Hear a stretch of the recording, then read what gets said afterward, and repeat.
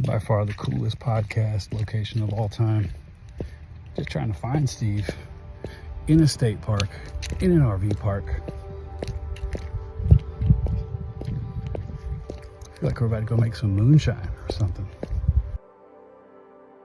Did you ever think you'd be sitting here in this state of mind at this? Oh, God, no. I never thought that I would live to be 30. I actually got fired from jobs every denomination of days. I got fired from a job on day 1. I got fired from another job on day 2.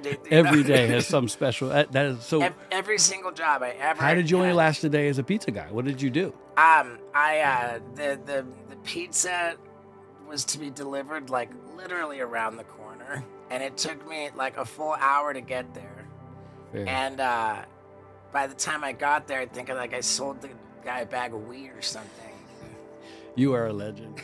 During my skateboarding phase in high school, not a lot of people were making videos, and I took to it. There was something about being able to edit out all of the failed attempts at skateboard tricks and whittle it down and only present the successes. In that process, I was able to manipulate how I was perceived by others. Everybody on Jackass is cool. I'm like many people. I was like, I can't wait to see this, but I'm coming to see what this guy's gonna do. When you're standing there about to put a fish hook in your mouth and gonna jump in with live sharks, what is going through your head at that time? We call those ready to die bits. When you do that, like on some level, you gotta be ready to die. Where do you land today? Where are you spiritually? My mom was chronic alcoholic. She ended up having an aneurysm, a subarachnoid brain hemorrhage from an aneurysm in her brain, and that would normally be it for most people. An ambulance was called, and she was brain surgery, multiple brain surgeries, and she survived, but she was terribly compromised, both physically and mentally disabled after that. And that alone wouldn't have been it was awful, but there was nothing compared to the terrible, excruciating pain my mom was in because she had bed sores. The only way that I could react to that was just to be deeply angry at God. How does that happen? So I'm to believe that there's a God that thinks that's okay. I was really, really upset, and I don't think I'll ever heal from it. But Lights On family, we love you. You are amazing. My name is Hector Alejandro Guerrero. I produce the Lights On pod with Carl, and this episode, it's amazing. I'm so excited that you get to see this episode. It's going to be absolutely epic, and I can't wait for you to watch the whole thing. It's going to really bless your whole life. If you're wanting to give and be a part of what we're doing on the B-side, which is just normalizing vulnerability, you can go download and subscribe to the B-side app right now. It's going to have our whole catalog of everything we've done, from our courses to our conversations, our full episodes, our vlogs, everything you could think of, we got it on there for you.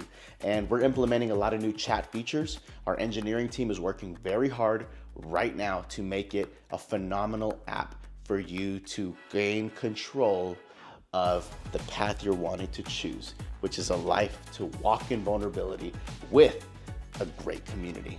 The whole app's about community, and that's what we're doing. We want you to be a part as we turn on the lights in our own life. So we love you. Enjoy this episode, and peace.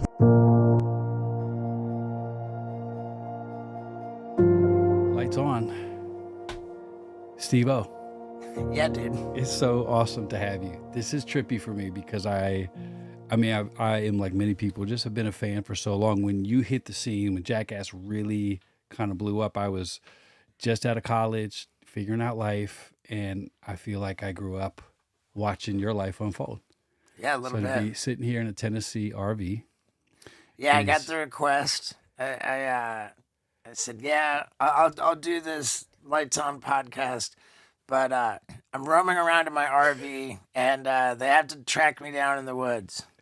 So we're in the middle of the woods in this state park in Tennessee where I hiked 11 miles yesterday. at this campground. It's pretty wild, man. Yeah. I love that you came and found me in the woods. Well, I don't miss a chance. I think so. I just had this amazing conversation in the Uber on the way here. Older man named Joe, and he goes, "Well, what do you do?" And for years, I've kind of just, I was a pastor for most of my life. So the moment you say you're a pastor, nobody talks to you for the rest of the trip. So you find ways around it. And I said, well, I have a podcast. I bet in Tennessee they sure do. Tennessee, it's like you never know what you're going to get. It could be, yeah. And I said to him, I said, well, I host a podcast now, and I like to talk to people that have gone through things, whether it's addiction, whether it's whatever, and they have changed the narrative of their life, because that's my story.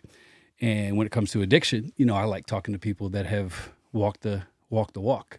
And he goes, wow, that's crazy, because my daughter is 10 months sober. And I said, if you don't mind me asking, what's the story? He said, well, she started taking pain pills for chronic pain, and it led her to fentanyl. She's lost her leg, and now she's trying to overcome. And I said, hey, if this podcast was just for her, so Stephanie, if you're watching, you're looking at two guys that have fought some similar fights, and you're going to make it. And this pod is for you. And to Joe, my Uber driver, who has a real estate business, he's a grandpa, he does Uber just to build his grandson's college fund someday. So there's some good people in Tennessee, my brother. For sure. But it just reminded me on the way over here why I do this and why I think you do a lot of what you do. And I just want to acknowledge you publicly on this platform to say thank you for being vulnerable. Thank you for sharing your pain, because it's helped a lot of people, man. And it's not easy. You could have done a lot of things. Well, with your story. I always think that continuing in my addiction was the much harder route. I don't disagree. Yeah, there's it was rough, man. When you look back on it now, what's your sober road been like? Because you stay here now and you are clear-eyed, full heart, Friday Night Lights, the whole cliche phrase there. Did you ever think you'd be sitting here in this state of mind at this? Oh God, no! I never thought that I would live to be 30. Now I just turned 50, so it's crazy. So I'm with you, but every year now it's like a special thing, because I'm just grateful to be here. Well, yeah, that's the other thing, is that getting old kind of just sucks. No matter who you are. Yeah. But when every year is another year of sobriety, that's cool. It is. Do you enjoy being sober? Because there's some people who make that sound really glorious, other people who are pretty harsh with it. Like, what's your... I think that what I enjoy is being able to get through most days without perpetrating, some kind of nonsense that makes me feel truly ashamed of myself and guilty and the rest of it. Like, the real thing is that I'm blessed to believe and to know that I'm a good guy. That I don't do the wrong thing. Yeah. Which sounds crazy coming from me, when so much of my livelihood is involved in destructive activity and crazy and reckless. But that's all like really highly calculated stuff. Right. And yeah, I take crazy risks. But I'm not out here burning people. I'm not out here like, yeah. I'm not telling lies. Mm. So that's really, that's the thing, man. So I love to be able to look in the mirror and not be ashamed of the person who I am. That's what I love. I relate to it on every level. I think, even thinking about my birthday, this will be probably my third or fourth birthday that I actually enjoyed. When I was going through my addiction stuff, towards the end of it, I hated the birthday, because that's the time where everybody focuses on you. And I look back now, I didn't understand why I wanted to hide on my birthday, but it was because I was kind of internalizing, like I'm not worthy of anybody giving me praise for a thing. And now on this side of it, it's like, yeah, I'm 46, proud of who I am, proud of my family, proud of what God's doing. Let's go. Let's have a party. How long have you been sober? 3.5 years. I used to do the days. Now I'm just kind of on a broader scope. But my addiction struggle from drugs, over 4 years, which is cool. And So, And apologies because I haven't like No, I love it. I haven't like researched you. Good. Thank God. I once was on a podcast where I didn't know anything about the host, and I got a lot of people mad at me, and in my view, like when you're the guest, like it's not really on you to At all. to- At all. Yeah. But with that said, I'll never forget the pain that caused me because I am a very sensitive guy. But does that mean that you were a pastor at a time when you were like in trouble with substances? Oh yeah. Yeah. So my road has been, I was in ministry when I was 23 till literally almost my 40th birthday that year. And we had a really incredible church. And I had some stuff I never dealt with. And you can run from things or you could try to run through some things. I did the from.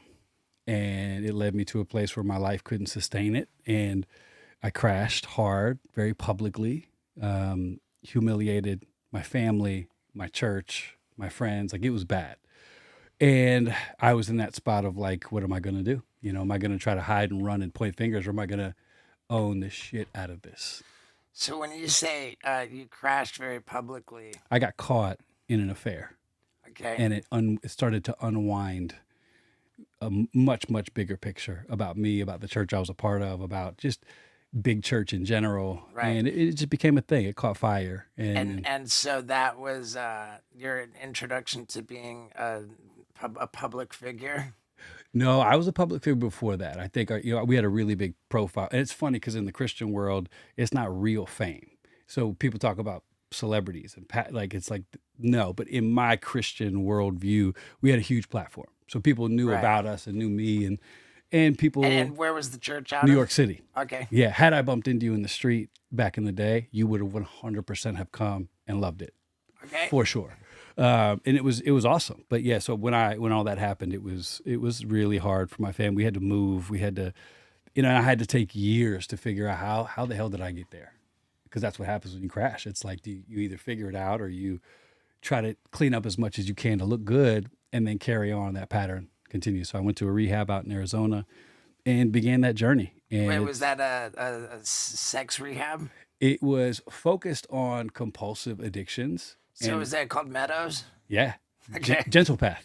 Gentlepath, okay. Which is like the That's meadows the guy. the meadows for really bad guys. That's where I was. And then that was the guy. Who's the guy who wrote the book?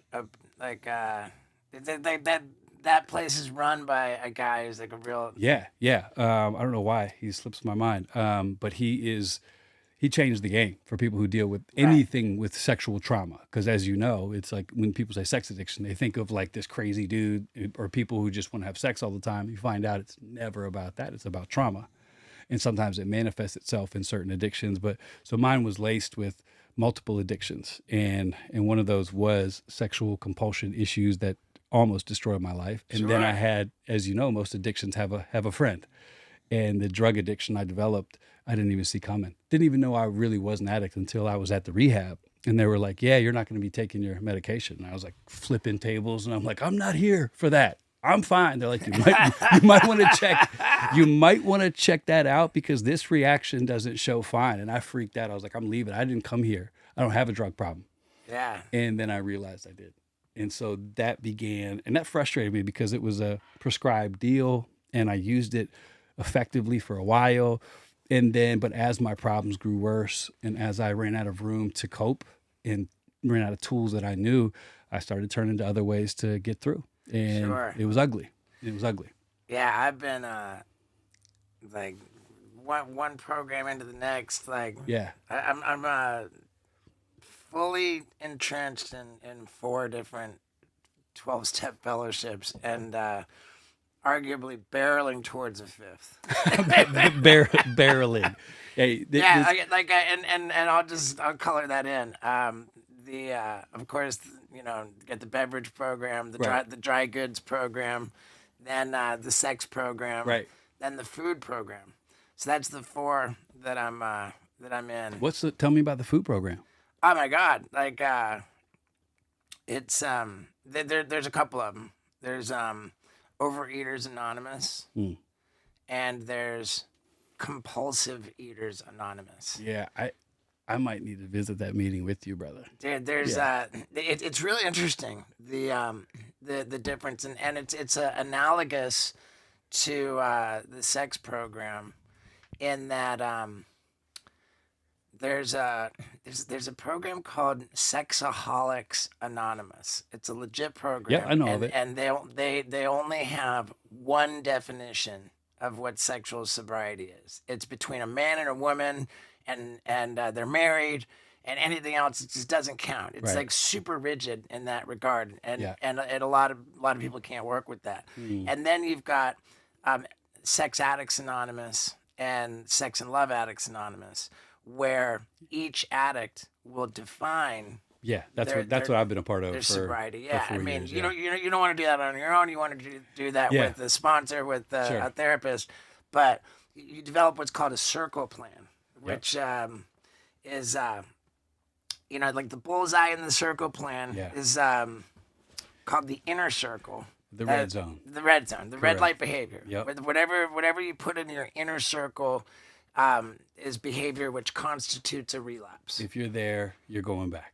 Yeah, We always well, used to I have- mean, we used to have that joke of like, if I'm in my red circle, book my room at Yeah. the Meadows. Yeah, But yeah, I mean, what that means that you've lost your correct. You've lost your sobriety. Yeah. Then the middle circle is the yellow light behavior, where it's not a relapse, but you got to understand that you're in a danger zone. And then the outer circle is the green light behavior. It's health. Yeah. And so circle plans be different for everybody. yeah. I think Overeaters Anonymous, I understand to be more like the circle plan Wow. situation. Yeah. Whereas Compulsive Eaters Anonymous, there's only one definition of abstinence from compulsive overeating. And that definition is absolutely no flour and no sugar. Flour and sugar are drugs that we cannot have. And anything on the ingredients label that has sugar in the top 5 positions Yeah. is no fly. You can have one serving of fruit per day. They've got like, and there's not different size portions. Yeah. For, like it's the same portion for every person, and it like Wow. it's tough. And yeah, that's crazy. I've been doing very well at no flour, no sugar. Yeah. But my portions have gone out of control. And You look great though. You don't look like. yeah, I can tell. Yeah. I can tell. But yeah, thank you. Like it's and then on top of that, I've found all these loopholes.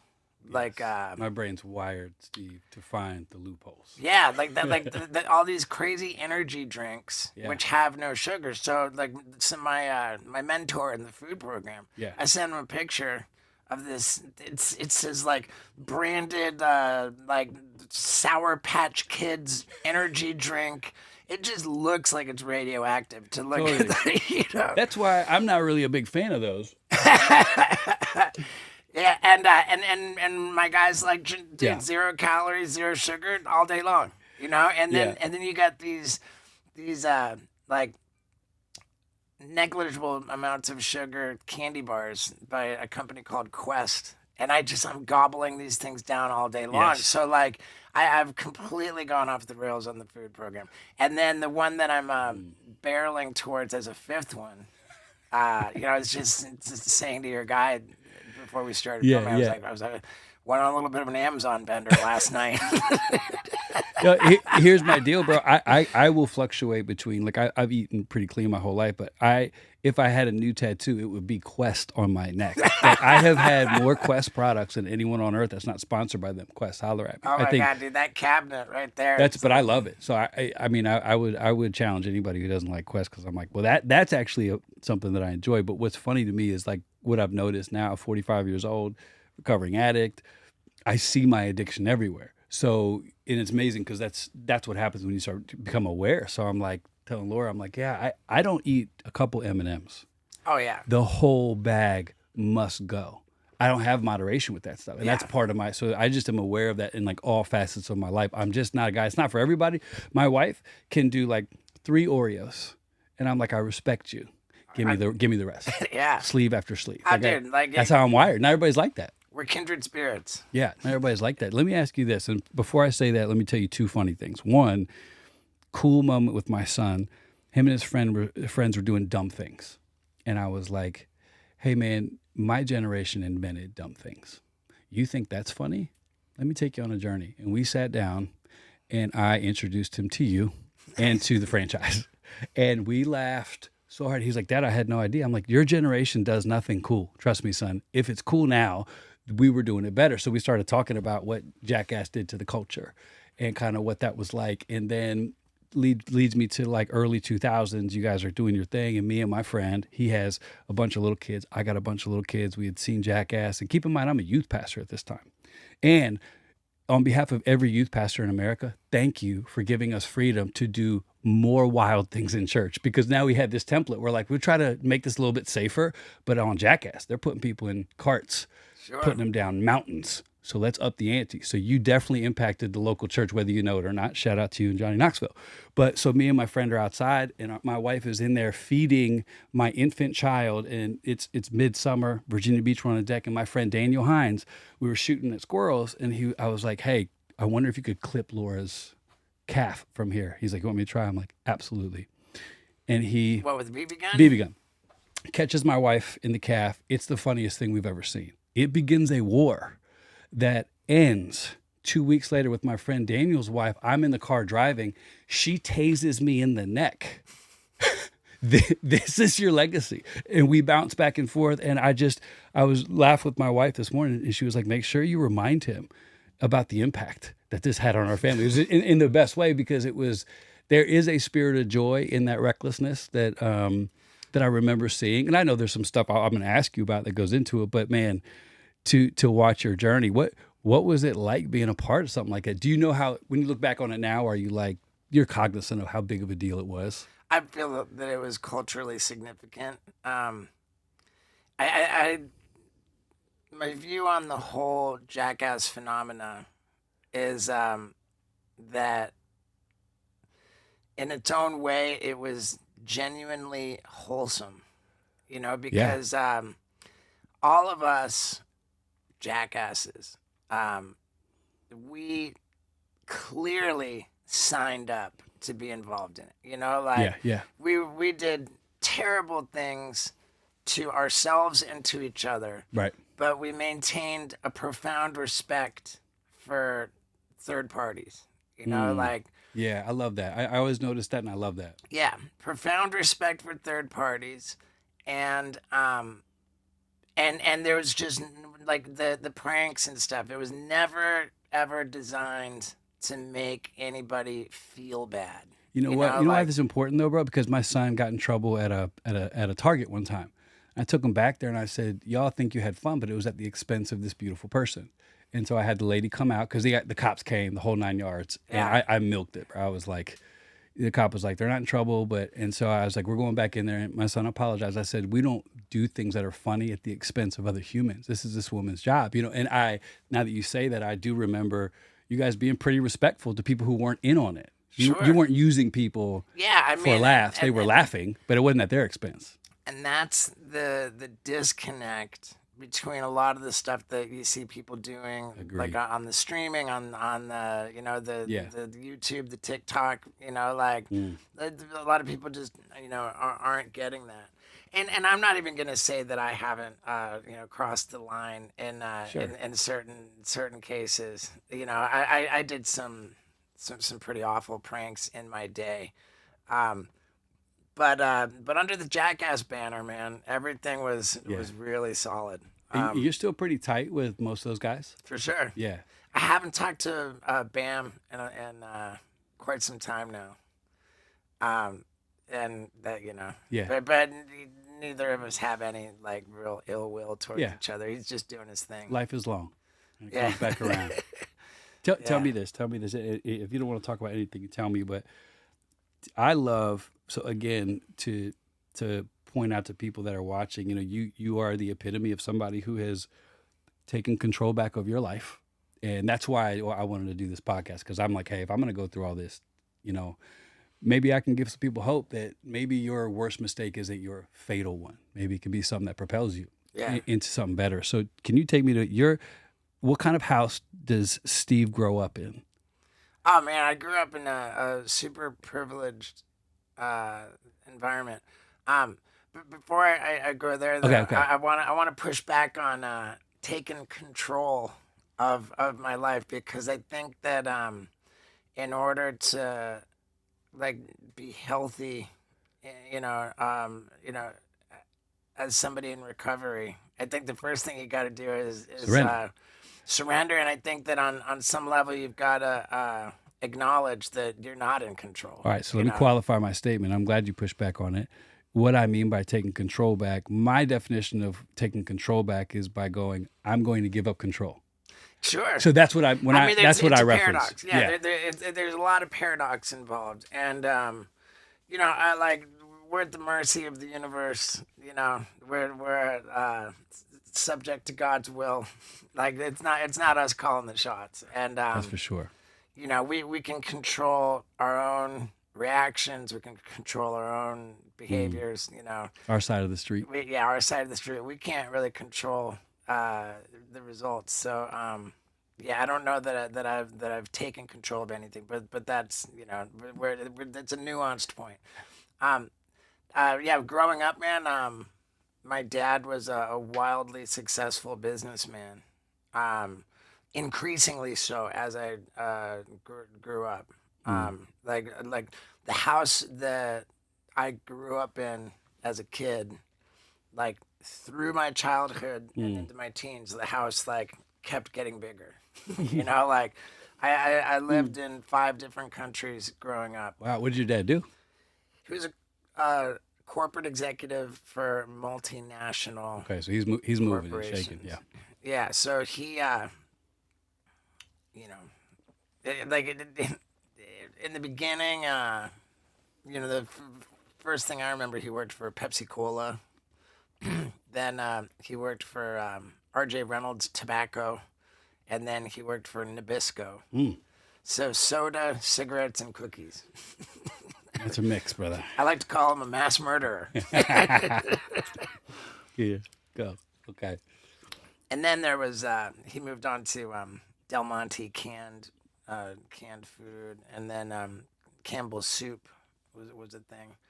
But yeah, he was tremendously driven, disciplined, and my dad was like a black sheep of his family for being the first person to seek a career in business, where everyone else in his family were clergymen, theologians, decorated, war, people like super academic and super religious on my dad's side of the family, all the way up through the family tree. And he was the first one to be like a capitalistic businessman.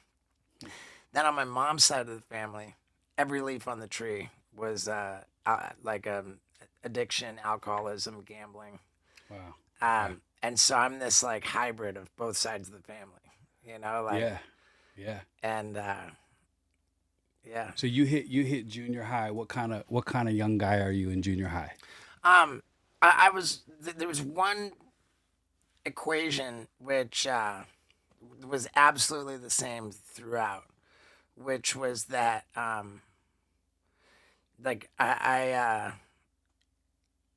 wasn't comfortable in my own skin, is how I would describe it. And it leads me to believe that the addiction, the alcoholism, like truly was something that I was born with, because I think I suffered from the traits of alcoholism and addiction. I think I suffered from it long before I ever even got loaded. Yeah. And so like, and that's kind of what the whole syndrome is that you've just got this like built-in, they call it restless, irritable discontent, not comfortable in your own skin, like feeling of being defective, like I'm not okay, like everybody else got the handbook, except for me. Everyone else knows what to do, how to fit in, like I don't fit in. So I just had this like terrible, awkward, just uncomfortableness about me. And what I would do would be to latch onto something and take it on as like my identity. At first, it was little league sports, because I felt like I was just defective, like Right. I was just a piece of crap.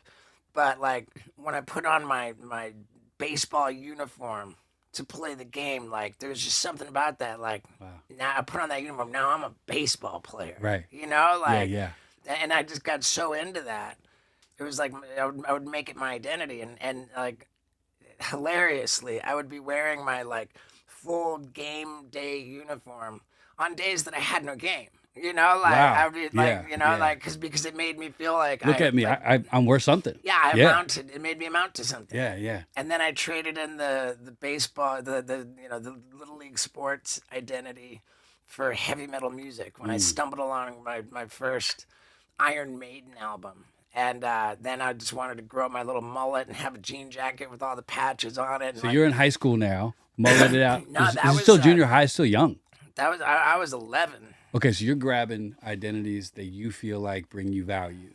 Yeah, like being like a heavy metaler, like that was like, it kind of made sense because like kids that are drawn to heavy metal are kids that tend to not fit in. They're outsiders. Yeah, they resonate with the anarchy. Yeah, and then the heavy metal music gave way to the skateboard, which I would argue is absolutely the healthiest, most constructive thing. Skateboarding is just difficult, man. Yeah. It's a difficult thing to become proficient at.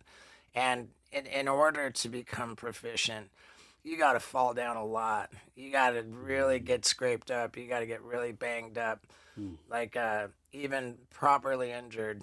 And you got to stick with it despite that. Yeah. You got to work so hard. You got to sacrifice so much. You got to have just so much dogged persistence. I mean, see, there's some gold in there. I mean, you're never going to meet a elite skateboarder that doesn't have insane stories of injury.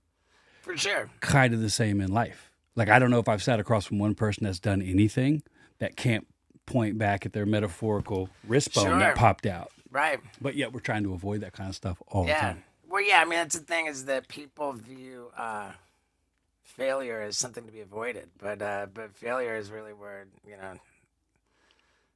like there's no success story that's a straight line up. I heard somebody say recently, perhaps failure represents freedom on some fronts, because where do you go from there? What are you going to do with it? Yeah. So yeah, there's so many ways to look at it that can be like. So Right. go ahead. So we're at you, heavy metal, Iron Maiden, mullet. Yeah. I mean, it would have been like, I don't know, like 7 years old, with the Little League, and then I saw my first Iron Maiden album. I suppose I was 10, and so then and then skateboarding. When I really dove into the skateboarding, I was 13, and then when I turned 16, because I went to high school in London, England. I attended the American school in London. So like most of the kids at my school and most of the teachers were American with American accents, but we just lived in London. And by the time I turned 16 and was going into my junior year, like all the skaters had left, gone back to the States, and at that point, I think I was looking at being like the only skater. And that wasn't for me. So Right. so I decided that it was time to put down the skateboard and pick up a joint. Fair. Well said. Yeah. I didn't, a lot of people's story with, their first experience smoking pot would be, might be they felt peer pressured into it. They wanted to, You don't mind? At a place called the Boathouse in Hampton, Virginia, at a Lauryn Hill Fugees concert. Never touched weed in my life, and I'm at this amazing show, and someone passes down this blunt, basically the size of this microphone. And then I don't remember much, but I woke up in a Ford Bronco the next day, and I was like, well, I've definitely smoked weed for the first time. Wow. So it was like a pretty it's an iconic memory. But yes, I relate to that moment. Man, that's so wildly different from my first experience. My experience was that I'd never done it. I decided that I wanted to do. I didn't just want to do it, but I wanted that to be my new thing. You know, I wanted that Yeah. to be my new cloak that I would, So like. you were searching for a cloak. Yeah, for sure. And so I was, I kind of had a good idea of who to go to ask about it, and I sought it out. And my first time smoking pot, and with a lot of people, the first time they smoke it, it doesn't even It doesn't even take affect them. effect. Yeah. Yeah, maybe I didn't smoke enough. Maybe I didn't. I don't know. But there was no effect that I really felt. But like I was like such an uncomfortable weirdo. Like I was kind of acting how I thought one might act If you're high. it did. Yeah, yeah, yeah, like when yeah. it didn't even do anything, and I was just acting like a weirdo. Like, but sure enough, then the next day I did it again. The next day it was an everyday thing. Wow. Right out of the gate. Okay. And yeah, I was a weird kid. So you're this is your journey. What did something like so your home at this time is still pretty Well, my solid. mom had super alcoholism. My dad was gone most of the time on business trips. My sister like had enough, and she left to go to boarding school. When I was 12, my sister went to boarding school. So then that left me from the age of 12 all the way through high school. Largely alone in the house with a very drunk mom and a dad that wasn't there. What's that like with the main figure in your life being drunk most of the time? What was that like being a young guy? I Dealing mean, with that. like honestly, it really, really demonstrates the insanity of the disease of alcoholism that I was witness to such horrifying consequences of alcohol. I mean, like, my mom would not like get drunk every night. Like she wouldn't get drunk, wake up with a hangover, and then get drunk again. It wasn't like that. It was one drunk. She would stay drunk for days or weeks. Was she kind? Was she aggressive? What kind of drunk would she become? She was withdrawn. Like it would. She wasn't. She was drank alone. Didn't just. She just wanted to somehow turn off everything. Pain. Yeah, and so yeah, I can't say that she was nice or mean or anything. She was just out of commission, and I mean, dude, with my mom's side of the family, it was horrific stuff. With my mom's siblings, just horrific stuff. My mom's dad was alcoholic gambler, committed suicide. My mom's mom died of cirrhosis of the liver. My mom's brother, like his pancreas failed, became diabetic, and Wow. died of alcoholism. I think my mom's sister died of cirrhosis of the liver. It was just like the struggles on my mom's side of the family were so horrific, and with my mom, I saw it so firsthand. And I understood the concept of the disease just by witnessing it. My mom would, whenever she sobered up, she would promise, I'm never going to drink again. And without fail, at some point, I would come home from school and I would find my mom with a drink, and I would say to her, like, you're drinking. You said you were never going to do that again. And without fail, she would say, it's okay. I'm only going to have a couple. Like, I'm all like, and I knew from my experience with her that there was no such thing as my mom only having a couple. I knew that she had no control over it. And it's so crazy because, like, I didn't learn that from anything except my own experience. And the way that my mom's appearance, her everything, like, there'd be no lights on in the house. It'd just be a dark house, and I was just like a little kid, roaming around. Just super gnarly, like, And the fact that the sum total of all that experience with the horrific consequences of alcoholism was not a deterrent for me. Like therein lies the insanity. I mean, Steve, you know how common it is for children of addicts to just literally become exactly what they saw, and it's so hard to take because you've been through so much pain, you see it, and then you end up emulating what you've been around. Yeah, it's just gnarly. I mean, it's really gnarly. And I remember like the kind of mentality that I had. It's like, oh well, yeah, you know, like my mom, she's not having any fun. Like she's just sitting there trying to turn herself off. You know, Yeah. but what I'm doing is partying. I'm You turning know, up. like I'm Yeah. having fun. Like, Yeah. you know, I think, you know, in my core belief, I felt that like everybody in the whole family, like no matter how hard they tried to not drink, Mm. they always drank anyway.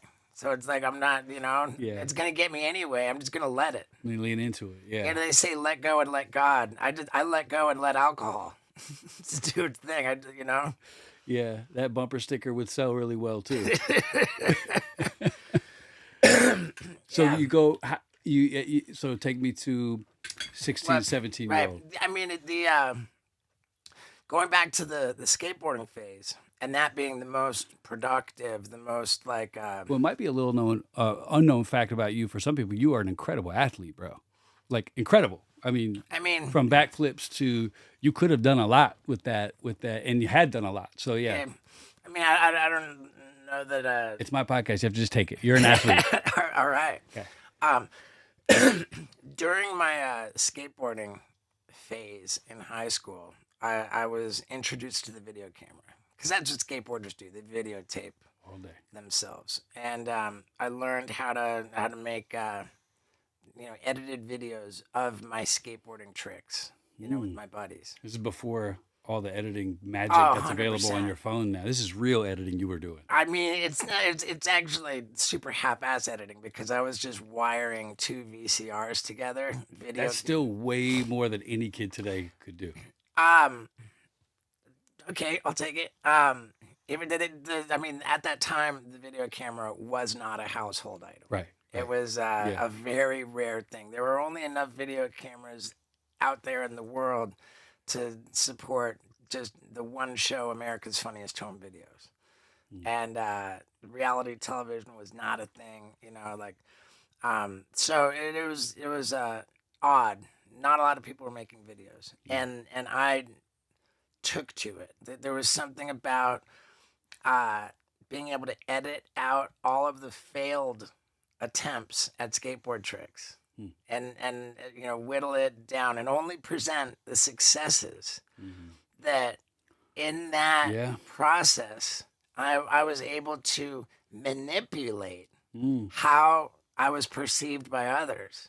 And for somebody who's so overly concerned with the opinions of others, to be able to manipulate how they see you was like a power that really, really meant a lot. And so there was just something about the video camera. It would go on to become like even more than that, because not only did it allow me to manipulate how I was perceived by others, but as my issues with substance abuse developed and my, you know, my inability to perform basic tasks that I was not passionate about, you know, like I could not keep a job. I got fired from every job I ever had. I could not make it to class in college. Like I was just, I failed. What kind of jobs do you have? Just give me a rundown of like what. First one was a dishwasher at a pub. Oh wait, no, sorry. The first job I ever had was in a toy store in London. Okay. And I don't know. I might have made it like 2 weeks, something like that. Fired. Dishwasher job, I didn't make it more than 3 days. I got fired from every job. Every job fired. Every single job I got fired. busboy, waiter, pizza delivery. I got fired on day one. I actually got fired from jobs every denomination of days. I got fired from a job on day one. I got fired from another job on day two. Every day has some special. That is so. Every single job I ever. How did you only had. last a day as a pizza guy? What did you do? The pizza was to be delivered like literally around the corner, and it took me like a full hour to get there. Fair. And by the time I got there, I think I sold the guy a bag of weed or something. You are a legend. So you got fired for being awesome. You got fired for maximizing your opportunity. I'm not gonna even call it. Screw them. I'm not even gonna call it being awesome, but you know what I mean. That's not your average. Like that. There's still some beauty in there, bro. Like you have an ability to maximize the moment. Here's the beauty. I think that specifically the beauty is that I've only ever been capable of applying myself and really going after things that I'm truly passionate about. Like if I'm not on fire for the idea, then it's not happening. And I was never excited about delivering pizzas. I was never excited about washing dishes or bussing tables. I couldn't do it. I literally couldn't do it. I couldn't get to class. I literally could not graduate from college. And so that left me in a position where I felt that I actually lacked the basic survival skills to navigate the world as we know it. And that I was doomed to fail because I didn't have the survival skills. And I had fallen in love with the video camera. I had gone to college to try to become an advertising. You went to Miami, executive. I know that. Yeah. Yeah, so you're in Miami functioning as a college student to a degree? I mean, dude, within 2 weeks of class starting my freshman year, I got my room raided and they found all my booze and weed. They kicked me out of the dorm. Like I was on final disciplinary probation within 2 weeks of class starting. I ultimately got completely kicked out of the dorms, dropped out, and I was failing. Anyways. Has Miami now re-welcomed you though, as a alumni? I never graduated from there, but I did end up going back. That's cool. Briefly, I went back after clown college and before I got my first job as a clown. But I catastrophically failed at the University of Miami. Still loved the video camera, and I decided I'm going to become a crazy famous stuntman by videotaping crazy stunts. I'm going to be famous, and everyone I told that to just truly felt sorry for me. Sure. I believed that I was going to really get rad. I don't know that I can say I believed that I would ever have achieved any kind of success. But back to the point about what was so powerful about the video camera, I believed I was going to die young. I doubted, I didn't see any way I could have made it to 30. And as I was flailing around, like sometimes I had a video camera, sometimes I didn't, and I would always just get my hands on one. And what I was doing, videotaping, the things I was videotaping, it was like a frantic scramble to get my message into the bottle. Yeah. Because not only could I manipulate how people perceived me, but after I died, having failed at life, tragically and young, like once I'm dead, those videotapes remain. And so it became this quintessential, it was the permanence of it. It was my way of cheating death. Yeah. And I think that even another layer to it was that I wanted to create the impression that my life was on the line and all, it was like this way of lashing out at mortality. Like it sucked, like that I was no good at life. I didn't have the survival skills. I was gonna die, and I was like, lashing out at mortality. You know, like, oh, screw you, you know, death, like almost like mocking death on some level, you know? Like I was Taunting it. I was mad at death, and I was like taunting it, mocking it. Were you afraid of death?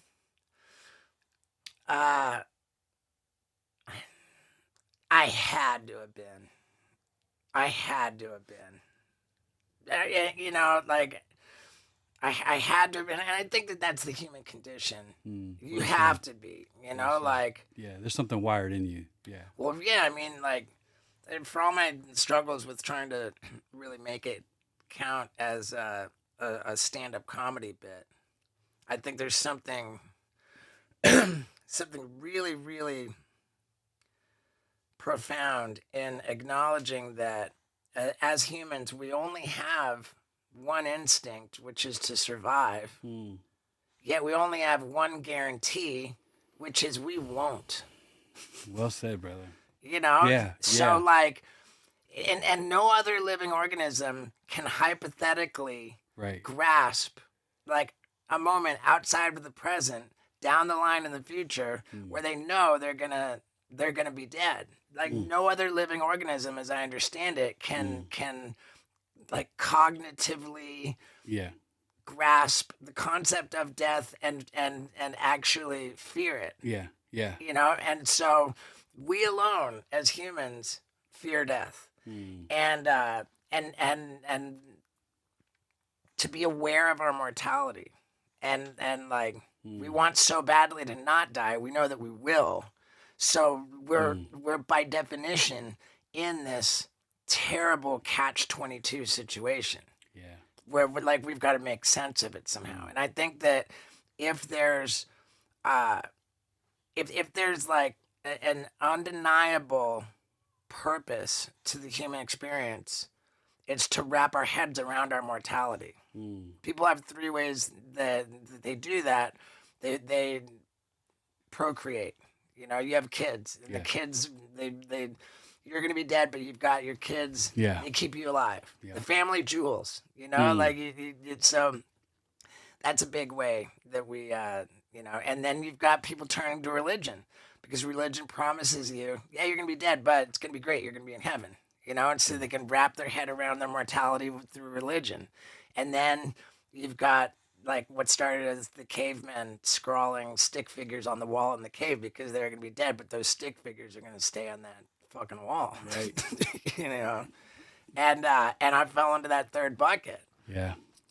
So yeah, like the whole idea of I'm gonna live, and I was so just determined. I think that's why I did well, because I had such a low bar. You know, like I was like, dude, I know I'm rad. I know I made this rad video, and that video is gonna live forever. Yeah. Like, good. I'm good. You know, it's like if I died at any point, like there's proof that I crushed this. Yeah. You know, like, and I'm going back to like 1994. Right. You know, 1994. Yeah. That's where I was at. You know, like that's 30 years ago. I was doing heavy stuff. Even 93. Not that I had a body of work that would have really scratched the itch. But it was building. Right, it was building from back then. And no matter what it was, you know, like what am I gonna do? Like what do I care about? Like why do I do what I do? My answer was, you know, it's even on video. Someone says like, why do you do what you do? And it's going back like so many decades. Yeah. I said, people ask me why I do all this crazy stuff, and it's such a simple answer. I don't like work, I don't like school, and I want to be remembered forever. It's so regal and powerful. It's like, wow, okay. Yeah. I want to be remembered forever, and it was like such a self-importance, you know? There was a point when I was in clown college. I'll try to tell this story. Hold on. So you get out of Miami.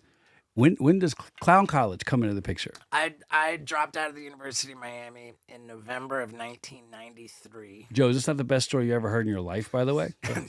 November of 1993, I dropped out. Got in a van, drove cross country with this guy. We had $600 between us. We drove from Miami to Lake Tahoe, California, to try to get jobs as like any job on a ski resort would do, like the dishwasher. That like any job on the ski resort came with a free pass on the freaking pass mountain. pass to the mountain, and also like they had lodging for employees. So that was the plan. But when we got to Tahoe, it wasn't snowing and they weren't hiring. Right. So we linked up with this other guy. We went to Steamboat Springs, Colorado, and only one of us got the job on the mountain, and the other two of us got in the car and we drove to Austin, Texas to like have drugs tested on us by the government for money. And the more dangerous the medical study, the more they pay you. So we wanted to do the most dangerous study possible to get the maximum amount of money. And we had drugs for pigs and cows tested on us, which it was hilarious. That's rough.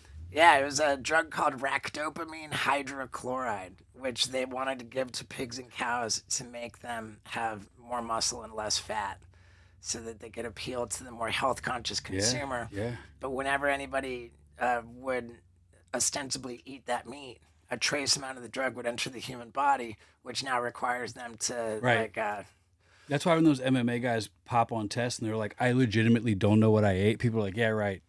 It can happen. You have no idea what you're consuming often. Yeah. Right. So it's a good point. So yeah, then that I was doing the medical study in January of 1994.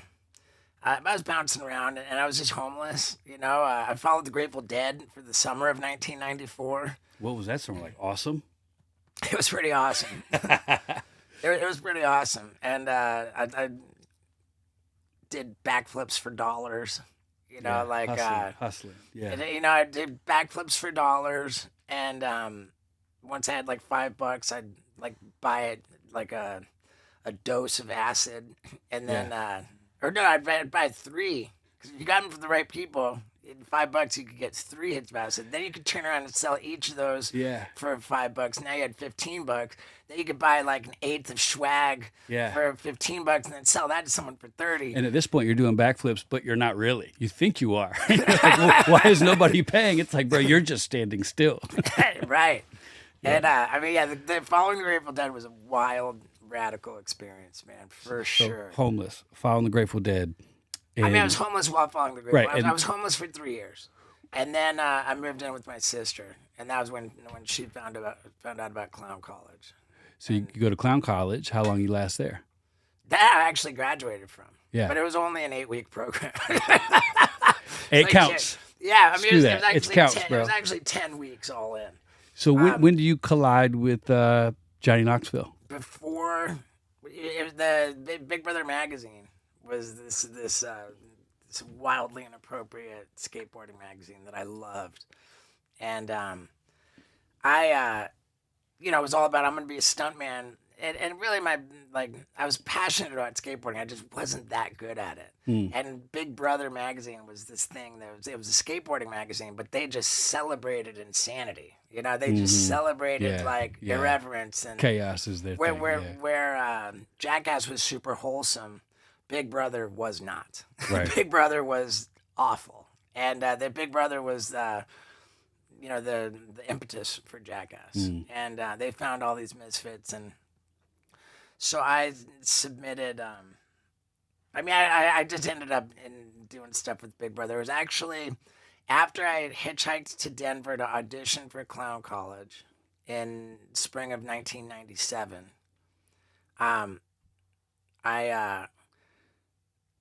applied to Clown College. I did not yet find out if I was accepted or not to Clown College. That's got to be a tough rejection, by the way. There are people out there who dude, like everybody got rejected. Yeah. Like it was statistically harder to get into Clown College than Harvard. Yeah, okay.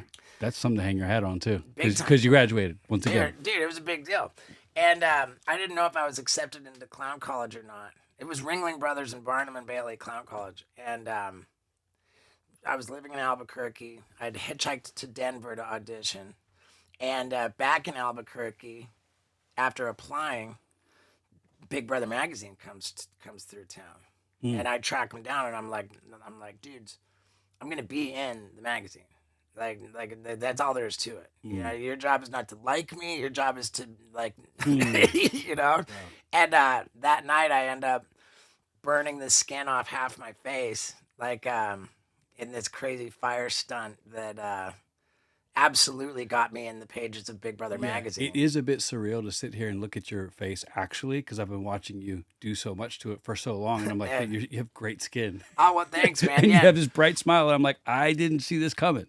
It's it's like Wolverine-esque, my healing powers, because when they were scraping the skin off half my face that night in 1997, they told me that I couldn't go out in the sun for like 6 months, or you know, and like they scrape off the skin because like it's dead. The burnt skin is dead, and it will rot. It'll create infection. So they got to scrape it off. And that's the most painful process. They call it debriding, I think. And so I get through this horrific, you know, it was only 2nd-degree burns, but it was horrific pain.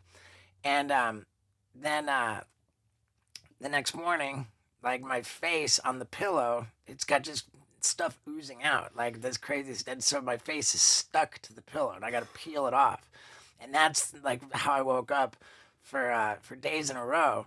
And while I was in that predicament, peeling my face off the pillow, was when I got the call that I was accepted into clown college, and that they were waiving. There was no tuition for clown college, but they had like a materials fee because they put this crazy costume guy. They waived my material, so I got into clown college on a scholarship. Amazing. And that was epic. Full ride.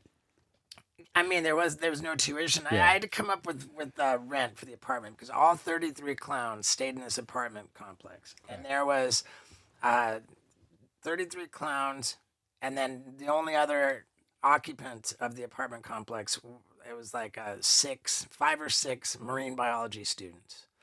And for 8 weeks at clown college, every week, Saturday night, we put on a show. And because we were all like, you know, like we weren't professional performers, it was just to give us experience performing. And so the Sarasota Opera House, this happened in Sarasota, Florida, they would make our weekly shows free to the public. You know, like, don't expect much, but you're not paying anything. Just come support the clowns and see what they got. And so it was a big deal, and we put on the show on Saturday night, and Sunday was the one day we got off. So Saturday night, everybody's getting loaded. So one Saturday night, I'm getting loaded, and I'm in the apartment of this marine biology student, this girl, and I'm just drunk, and we're drinking whatever. I'm telling her, I'm just telling her, you don't get it. Like, we're all gonna be dead. You know, we're all gonna be dead, but me, I'm gonna live on because I have all of this rad footage that's gonna keep me alive. That's amazing that your brain made that a sticking point. If I get video, I'm gonna be okay. I said I've got all this video that's gonna keep me alive. I will never forget this moment. This marine biology girl, like, just with disgust, almost not even disgust, but almost like she felt sorry for me. Right. She shakes her head. She says, "It's just so sad." She says, "You think it's all about you." She said, "You think it's all about you." She said, "How about this?" She said, "If I do my job, what I'm so passionate about, and then after I die, a marine mammal nibbles on a coral reef that I helped to protect. You know, I protected that coral reef, and that marine animal thrives because he's able to nibble on it. Then I'm alive." She says, "It's not all about you." You know, like, it's so interesting. That big, I got goosebumps while I was explaining that. Like, when I was telling that story, I got hardcore goosebumps. Wow. Because, like, that just shows the level of self-absorption, of self-importance, of, like, you know, how just trivial and narcissistic that my whole, like, effort was. Now, I could say trivial and narcissistic. I could also argue that a great many people they don't love their job. I'd say most people don't love their jobs. That's the difference between work and career. Inarguable. I think a job is different from a career in that a job like work, it's like not something that you want to be doing, something that you're doing to get paid. Career, this is maybe not the correct definition, but how I understand it, a career might not mean that you absolutely love doing it, but you're at least proud of it. It's on your journey. You're headed towards something you love. Yeah. You got like I mean, I don't know. Maybe that's just my take on it. But a lot of people don't like their job. A lot of people are not happy in their marriage. A lot of people have like terrible health complications, like real problems. And I've always taken the view that if I do my job correctly, when people when they're exposed to my art, that it doesn't matter in that moment that they don't like their job or their wife or that they're sick. You're going to give them a breather. You're going to give them a glimpse of peace for a second. Yeah. And I'm not like, nothing about that solves, I mean, I suppose laughter can heal, but like nothing about what I do has ever like solved anybody's problems. It's just like temporarily distracted people from their problems. And by that measure, I've always proudly claimed myself to be a professional distraction therapist. And I think that there's something genuinely valuable about that. There's something genuinely noble about that to want to be so entertaining that you can make people's problems go away, to be so committed to your art, like willing to do whatever it takes to be that shockingly entertaining. Like that's what I aspired to do. Well, the essence of that word entertainment comes from the ability to captivate for long periods of time. That's what entertainment, like at its core, really means. Wow. Yeah. That's epic, man. The one that I like is the word enthusiasm. Beautiful. You have a lot of that. I mean, the enthusiasm, like without enthusiasm, I'm literally powerless to do anything. I can't. I've never been able to do. That's why I got fired from every job. That's why I couldn't go to class. Yeah, it didn't matter to you enough to be. Yeah. And let me just say, you were the. Everybody on Jackass is cool, but I would argue that I'm like many people. I was like, I can't wait to see this, but I'm coming to see what this guy's gonna do.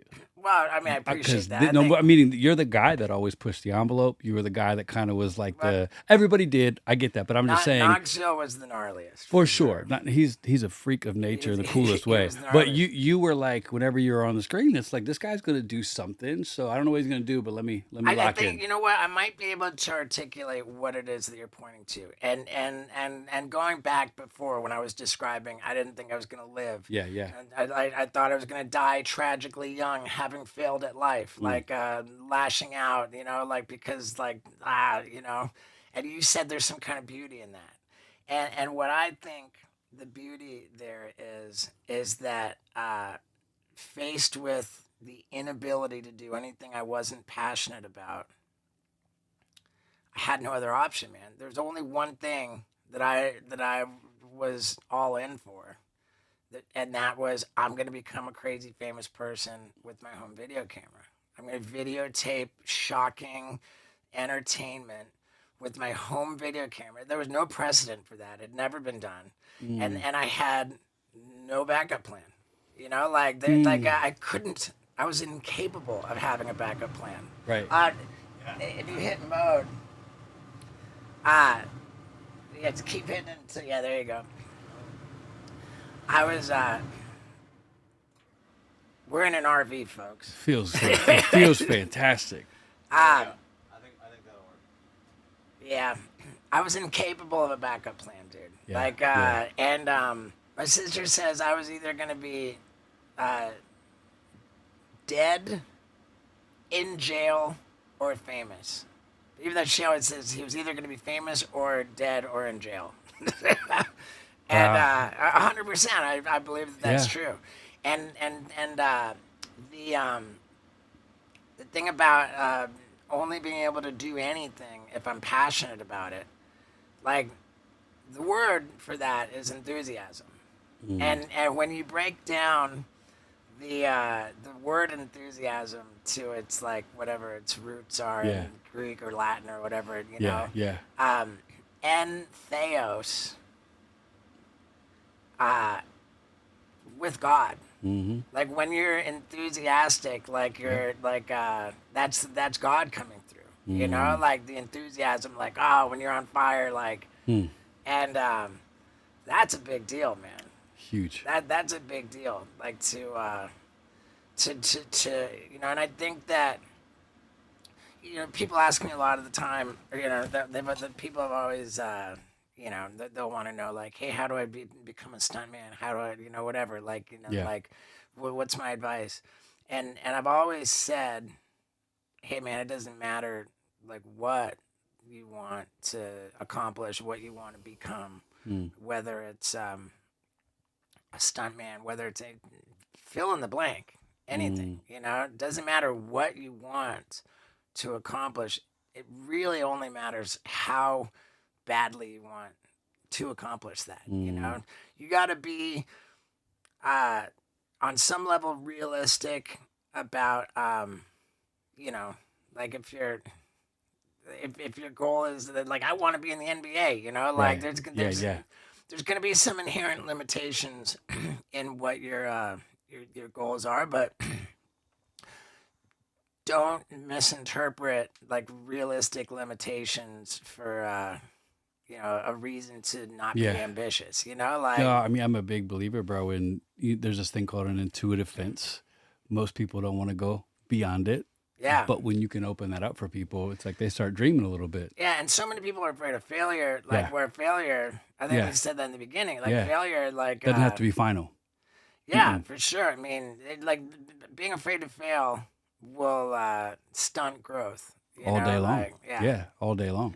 But yeah, just I would say it doesn't matter what you want. Like it matters how badly you want it. Yeah. You know, like whatever it is that you do want, get after it. Don't waste time, you know, but with one caveat.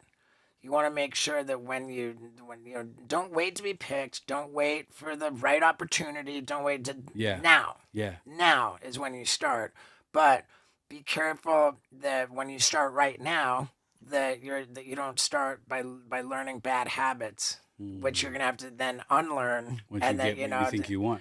You got so you want to find somebody who can like mentor you. Right. Someone who can make, just so that you know that you're making progress in the correct direction towards what your goal is. Yeah, often it's just someone who's going to be honest. So I that's what I do with most of my life is I don't call it a coach, I call it a perspective giver. But this gap between what you say you want and where you are, if you're not willing to do these things, that's okay. But just take it off the board. Quit saying you want to do that. So it's like, I want to start a podcast. Okay, well, are you willing to do these 5 things? Well, not yet. Well, then stop lying, because the first thing you're doing is lying to yourself.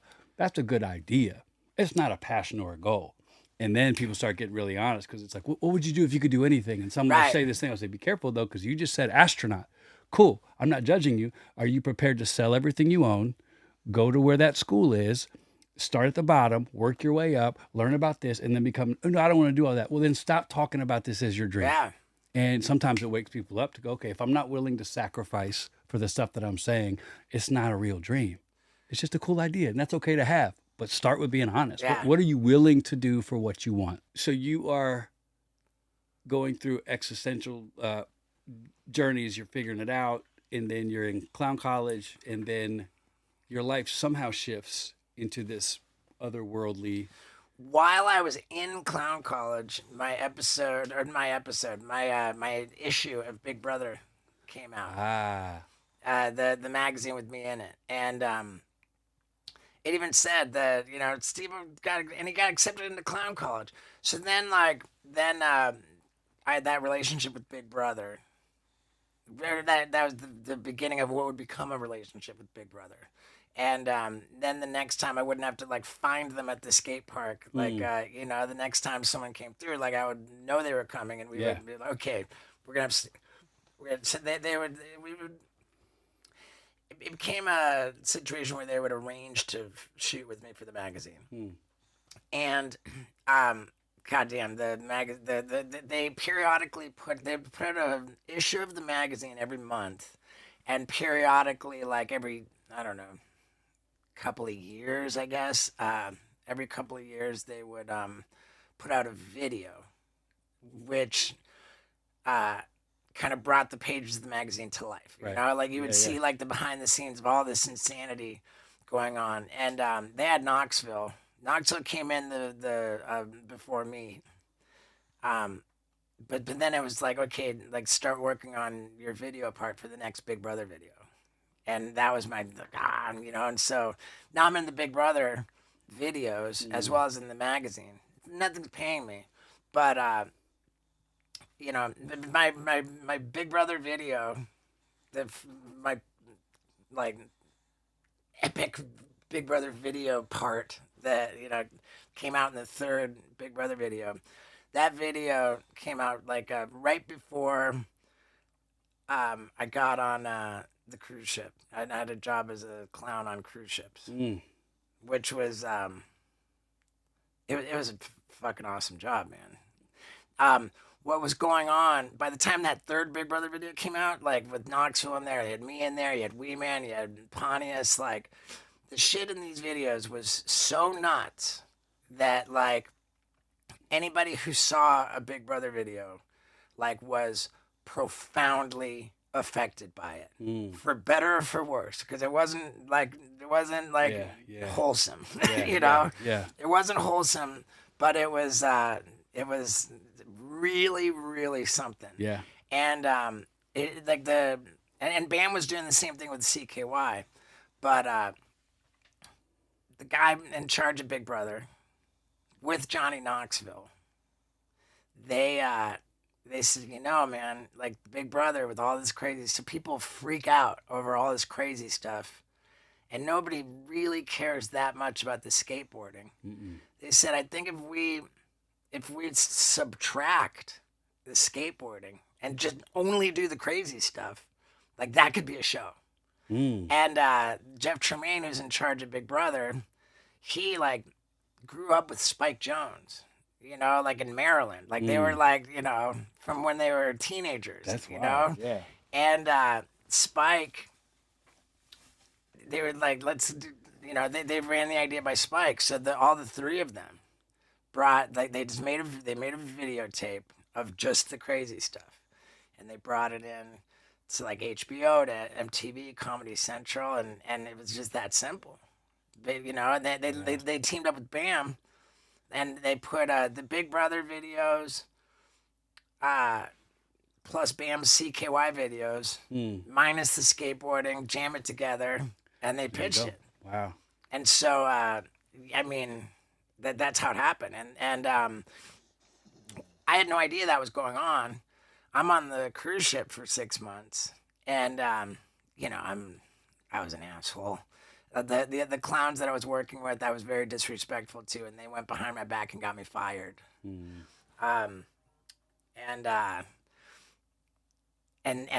so I was not, I did not have my contract renewed.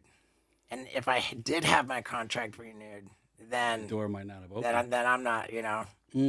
Those clowns getting me fired made me available to participate in the Jackass pilot. And after I lost that job on cruise ships, I called up Jeff Tremaine from Big Brother, and I was like, dude, I've been on this cruise ship, I'm walking on stilts all the time, and like, truthfully, freaking out over it, like I'm so scared of falling.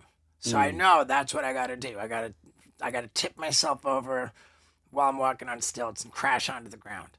And I'm not just going to do that. I'm going to have a 10-foot tall stilt costume, and I'm going to light it on fire. So my costume's on fire, and I'm going to have a unicyclist ride through my stilts while a skateboarder jumps off a roof of a house over my head and through a fireball that I'm blowing out of my mouth.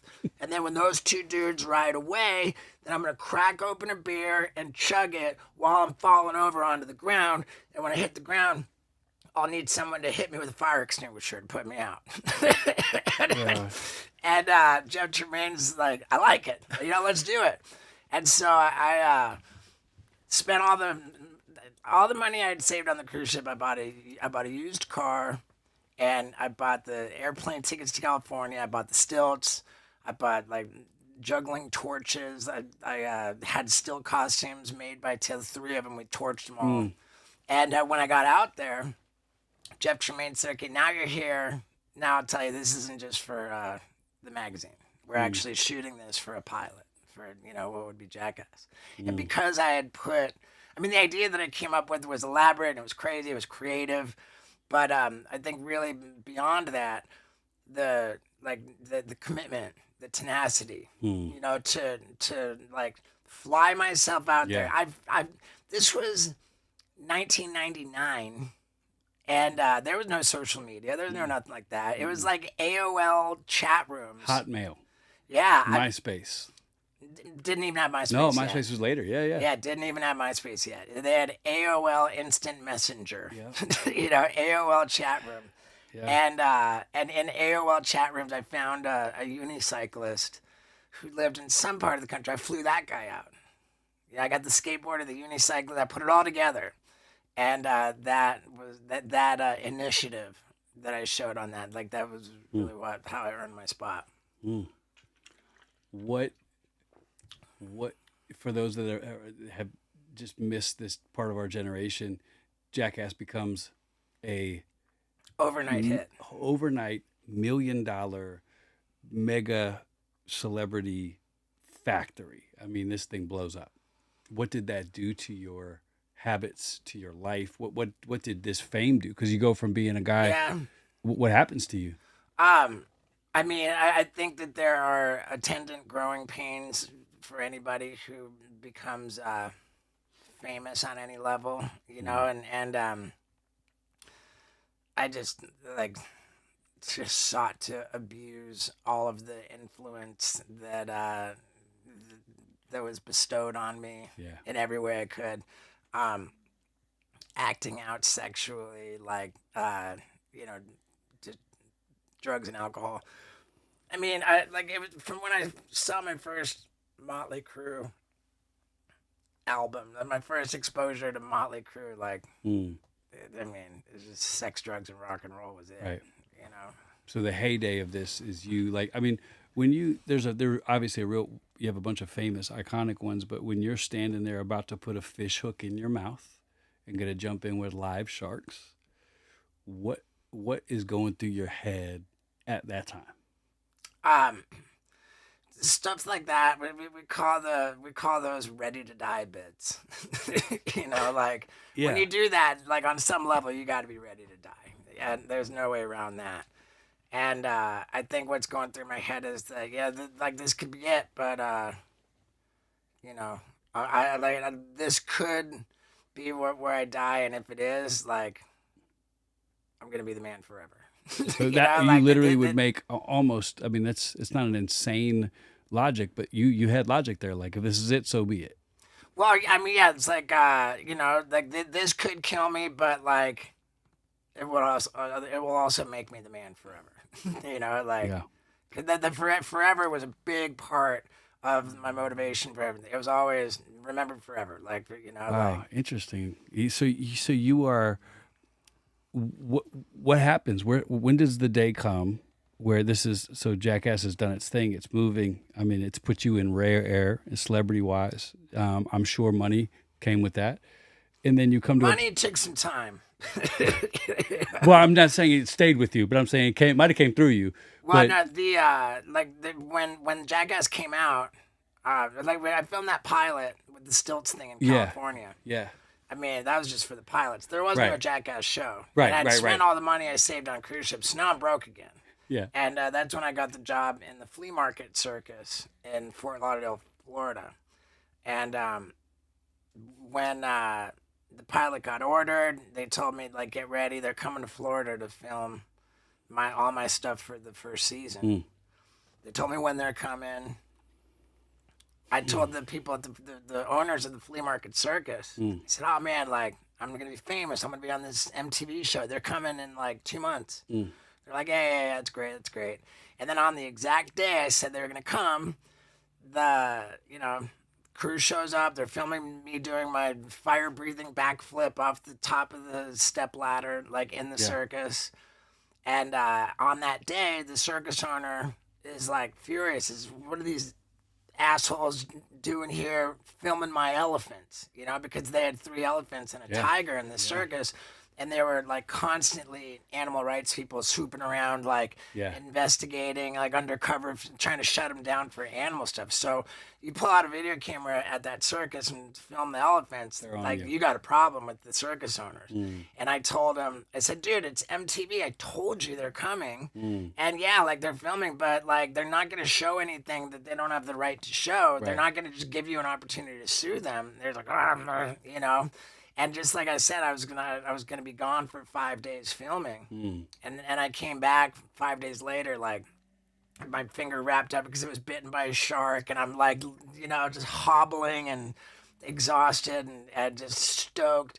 And I showed up back when I said I would, and the circus owner said, hey, like we don't have it in our budget to keep you around anymore. Like very clearly, I was fired because he was pissed about the cameras and the elephants. Yeah. But that meant no more, more income. Yeah. And my sister, who I was living with, kicked me out of the house. So I was unemployed. I was broke. I was homeless, and I was a star on this hit MTV show. Like I was literally homeless and broke and unemployed when Jackass came out. Wow. And that was interesting, it's complicated. I know how that, like, there was a day where I'm assuming, where every guy or girl that's facing addiction comes to, where you're at that crossroad. What was there one for you, or did you have a road of like trying to get sober, or what? How bad was the drug use? It was terrible. And when I was in that flea market circus, like there were times when I would go, I wouldn't even sleep. Days. Yeah, for like there would be 2 shows on Saturday, or 3 shows on Saturday, 2 shows on Sunday. Friday maybe there was 2 shows. Like it was like maybe there was like 6 or 7 shows, something like that. Like maybe 8, I don't know. It shows in a weekend, and I'd be run through them all. And my big red clown nose was glued on, and I'd be backstage like unpeeling one side and like unpeeling one side and snorting drugs. And was cocaine your? I was a trash can. I would do. Okay, whatever you needed. Got it. It's the best co-host you could ever have. Yeah. I love you. But yeah, I mean, as far as like cocaine manifested, it presented as a problem, distinctly. And there were times like, oh man, I got to stop doing cocaine. It's bad. And, I would only be trying to quit cocaine. Right. And there was one time I made it for 6 months. And there was another time I made it for a whole year. But I always ended up back on it. Like I was trying to quit like one thing and not everything. And I always ended up back on everything. Like a patchwork approach to sobriety. Hard. Like it's kind of all or nothing situation. And for all my efforts to try to quit anything on my own, as well as all of the efforts of everybody in my mom's family tree, like I understood the definition of powerlessness, and so when it was time for me to surrender and be a man in recovery, I knew I had failed enough trying on my own that I knew, like, okay, now I got to do what they do. Where, and I'm not going to keep you much longer. This is awesome. I'm fascinated. I think just give me a quick glimpse of your spiritual journey through this, because I'm really curious about that link So, what, where do you land today? Like, where are you spiritually? Um, I there's a book that I that really spoke to me, and I think I'm ready to read it again. It's called Conversations with God, Mm. book one. I read that first when I was about a year and a half sober, and it was tough for me to get through at that time, but it really helped me because I had my mom was chronic alcoholic. She ended up having an aneurysm, a subarachnoid brain hemorrhage from an aneurysm in her brain, and that would normally like be it for most people. But an ambulance was called, and she was, they brain surgery, multiple brain surgeries, and she survived, but she was terribly compromised,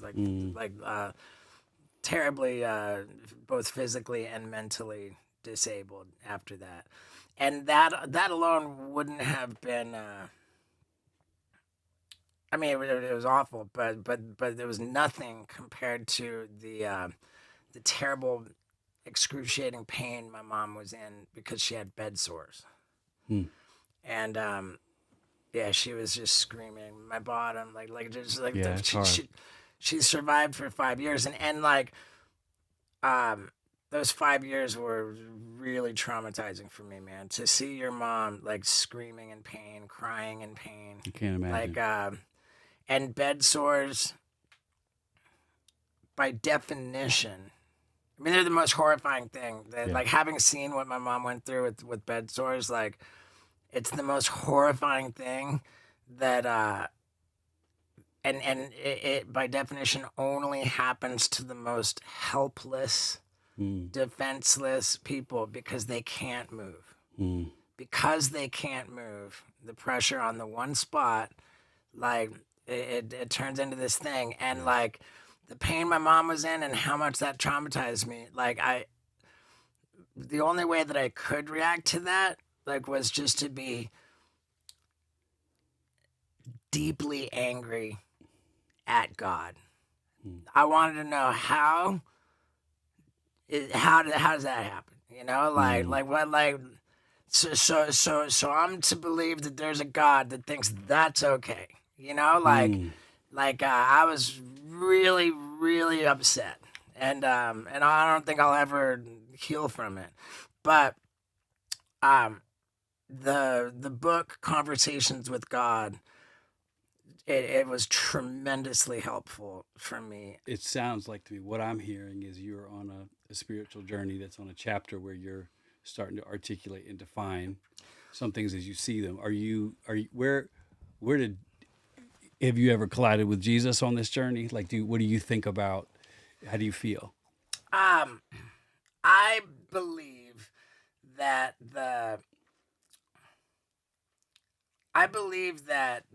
all the different religions, all the different scriptures are so darn similar.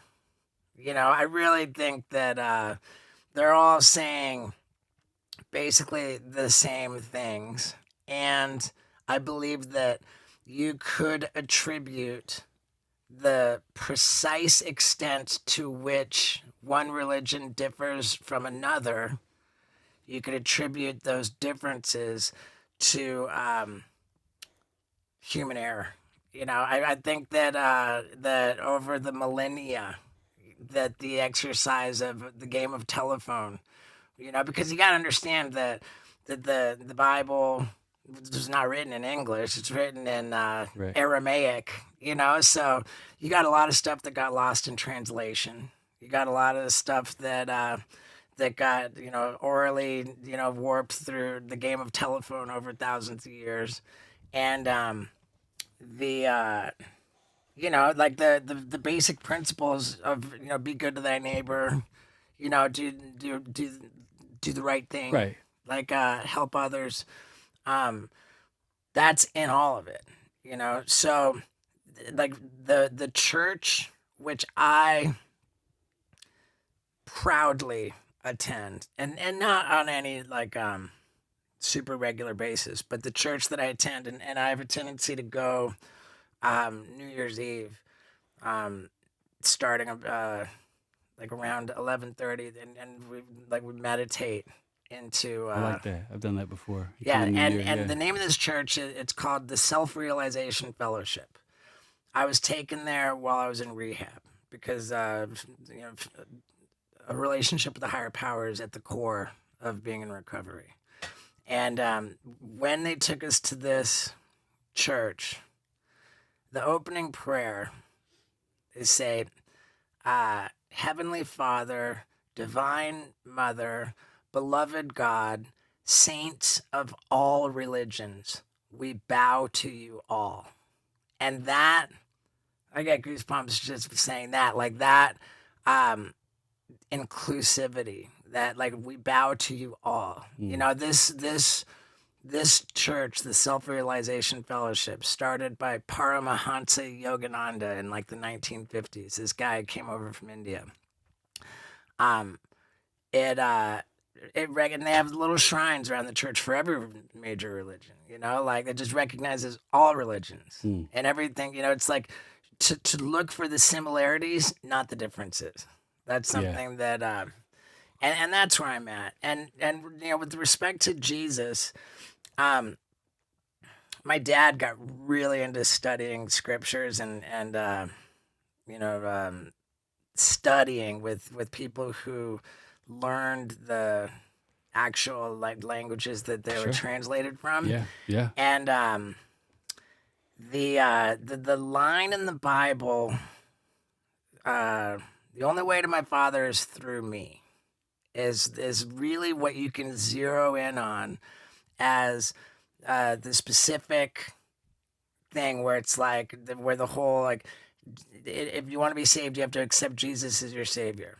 The guy my dad studied with said that an equally valid translation of the source, you know, text of the only way to my Father is through me.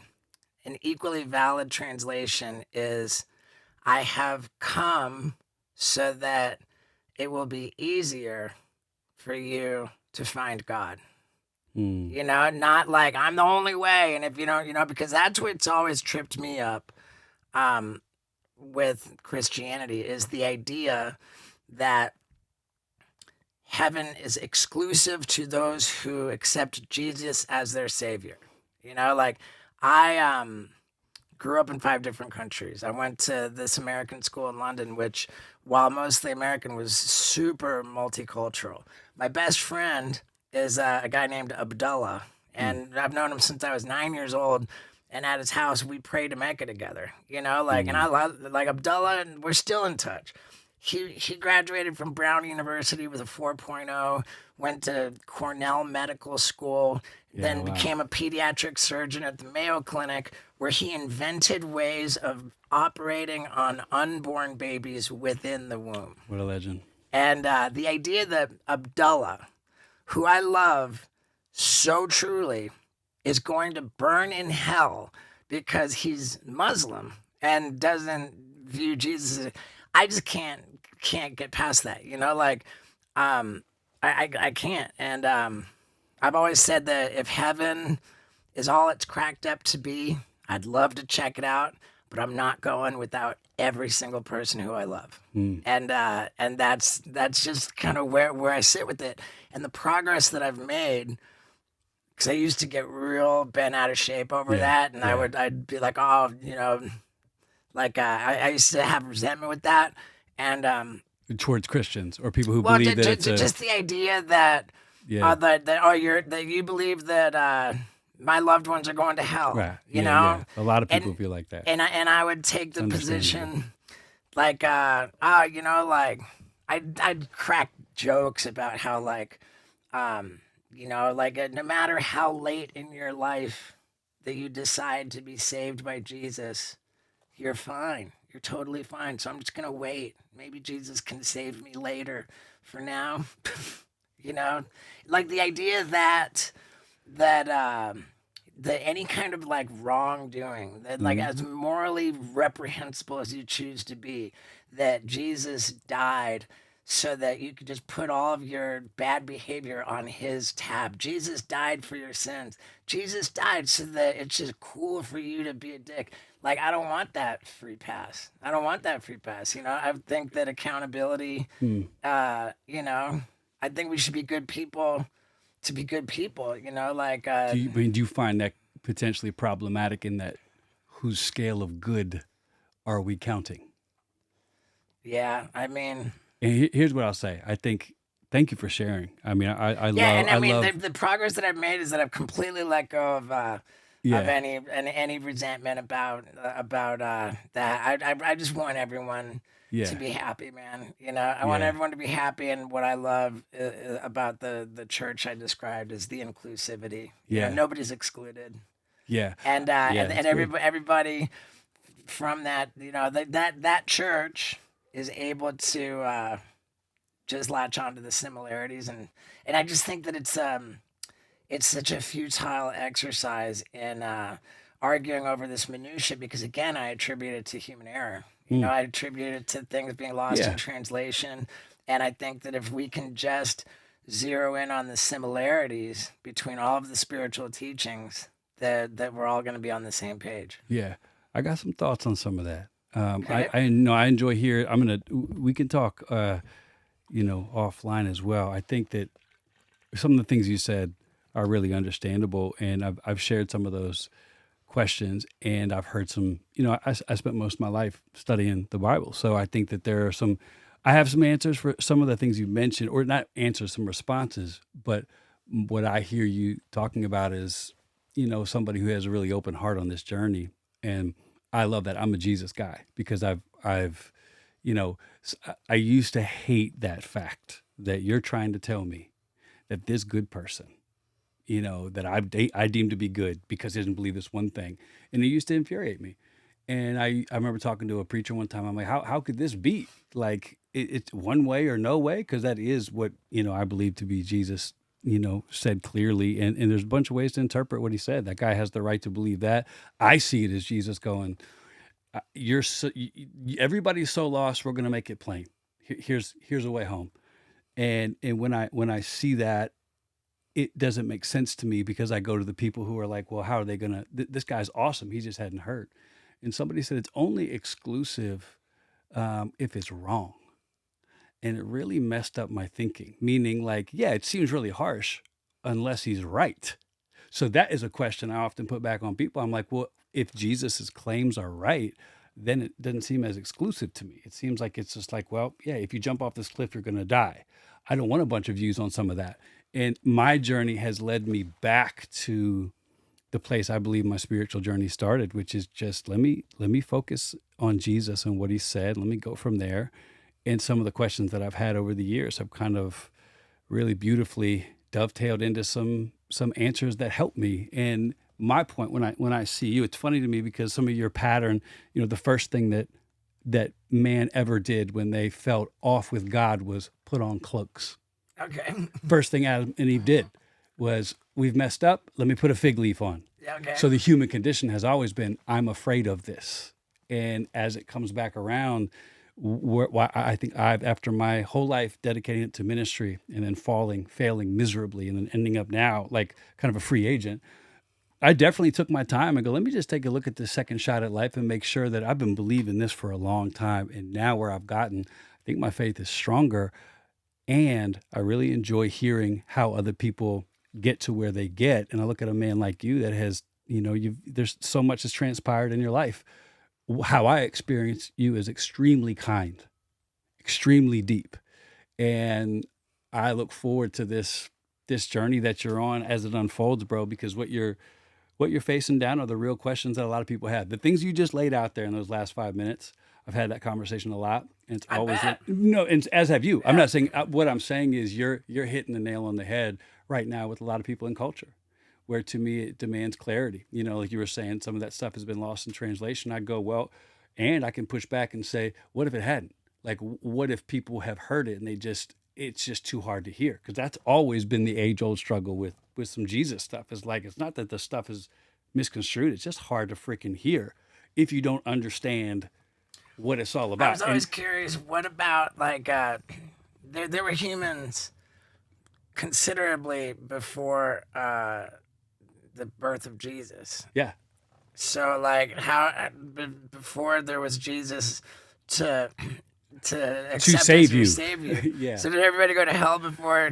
No, I mean, I think that, I mean, when you look at the Old and the New Testament and you look at when Jesus landed there, we often say the cross is the bridge between the old and the new. Before Jesus came, it was up to religion and it was up to do's and don'ts. It was up to right and wrong. And I think some historians point to Jesus representing the fact that we all can't make it. So when some people look at Jesus and go, it's too exclusive, in my mind, I'm going, it's the opposite. Jesus represents, you can't win this. You can't earn this. You can't doctrinate this. You can't go to church enough. I'm the one-stop shop. And your reaction to that moment when you're like, you mean to tell me somebody at their last second I actually sat down with a guy one day who said, Carl, and you know the actor. He has a famous line that says, I'll be back. That's all I'll say. Okay. He said, explain to me this grace. Because I hear y'all preaching about it. And I said, well, grace is, it's preposterous. It's ridiculous. It's unmerited favor you didn't earn, but God gave it to you anyway. That's why an old song says it's amazing grace. And he goes, so you mean to tell me, this is a guy who has worked his life up from an immigrant to one of the most influential people. He said, you mean to tell me all my work doesn't matter as much as this one opportunity to just receive? And I said, that's it. He goes, it's too good to be true. I said, now you're getting the concept of my version of the grace of God. If you can fathom this and understand this, well, it's not going to make sense. But if you look at it as that doesn't make any sense. That I could be on my deathbed, be a horrible person, and make one admonition that Jesus, please save me, and he will. That doesn't make sense. Thank God. If it makes sense, we're in trouble. That's how I rationalize that. Right.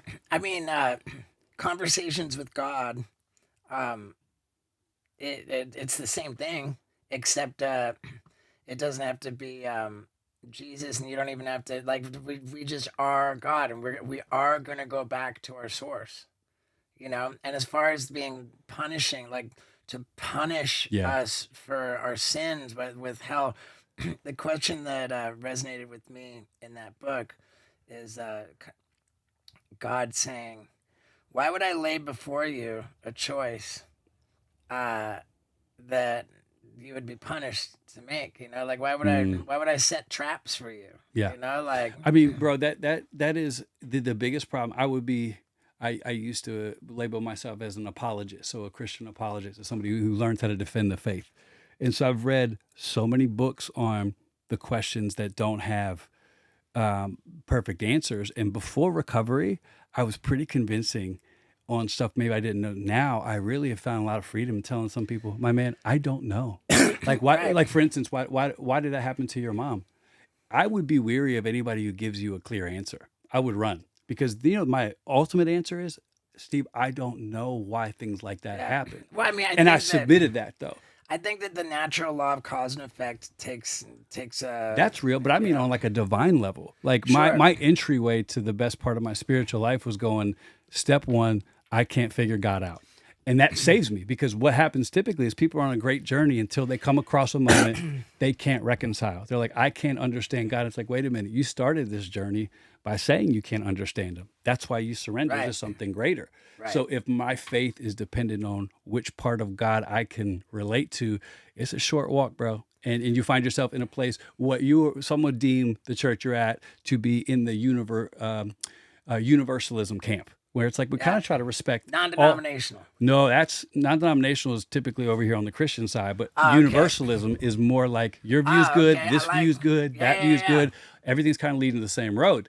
Yeah. And I have a lot of friends who think that, and we have conversations where I'm like, all these roads can't lead to the same place. It sounds good, but if you start breaking it down, all these are making different claims. So that's sometimes is the hustle, is that our heart to want to include everybody, which is beautiful. Ultimately, at some point, there has to be a moment where somebody's right. Maybe. Maybe it's just my I mean, submission. again, like I chalk it up to human error, and I think that there's a human abuse of power and greed is a big factor in there too. Humans make messes. Yeah, And for sure. so I'm on this side now where I was a perpetrator of some of the image of like I for a long time ran a church that was like, we're not that guy. I'm not that guy. Yeah. And then I was that guy for many people, the guy who said one thing and did another. And my only saving grace thread has always been, thank God that I'm a follower of Jesus, because I said I was going to screw up and I did.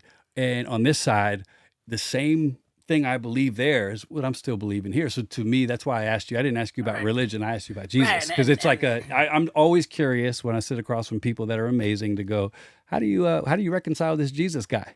Yeah, and Because it transcends some religious combos real fast. you know what I think helped me every bit as much as conversations with God is the literature of Alcoholics Anonymous, and I'm going like blowing anonymity, but we're way down deep in the podcast, and I just don't mind because there's no way to describe it without saying that. And what we call the Big Book of Alcoholics Anonymous, and in the 12 steps, the word God appears throughout. The only the first step doesn't make reference to God or a higher power. And so many people who desperately need to recover can't, like, it's a barrier for entry for so many people. Yeah, man. And like, oh man, I know that I gotta get, but the God Can't deal stuff, with the God like, thing with the God thing. can't do yeah. with the God thing with the 12 steps. And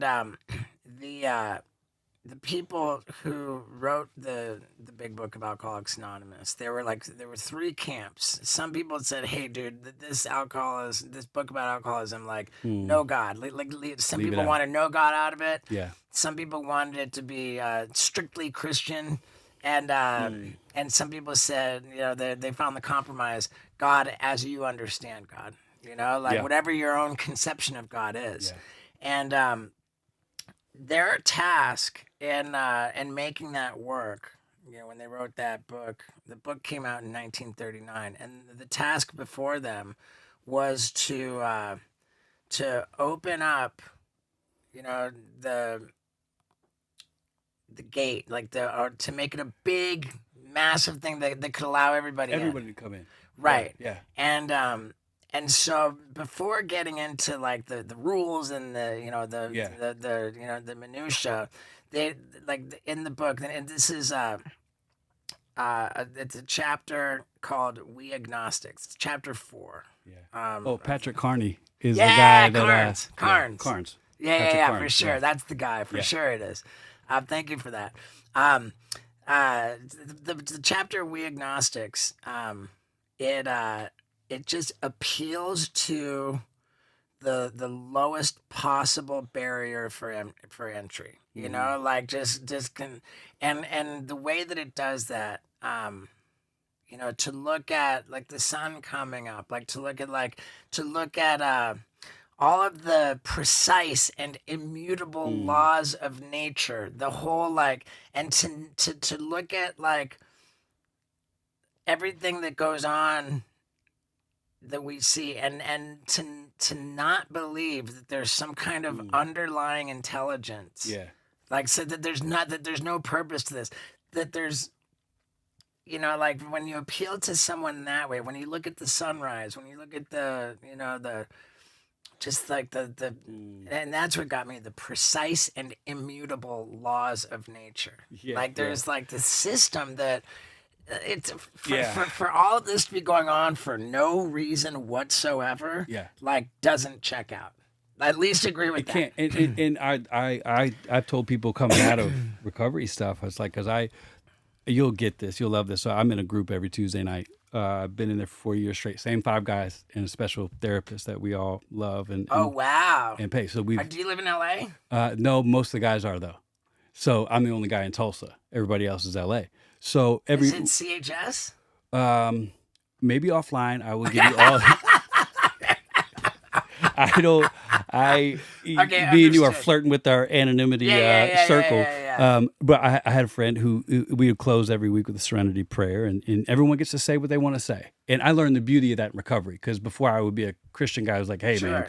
But I used to love hearing everybody say dear whatever, and my friend, he would always say dear universe, and I said, hey, can I ask you about that? I said, how does that feel? Because I say dear Jesus, like I'm going directly to a source.